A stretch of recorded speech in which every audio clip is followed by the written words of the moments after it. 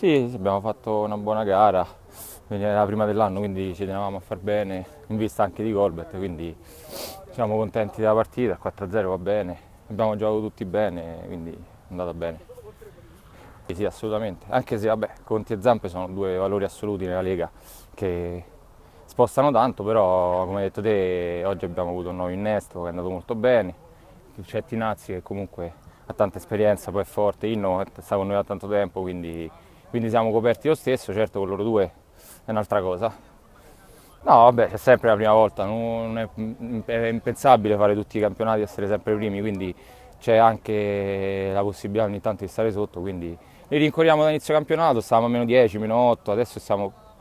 sopra con una partita in più, quindi niente, aspettiamo questa partita come tutte le altre, non cambia nulla, è uguale.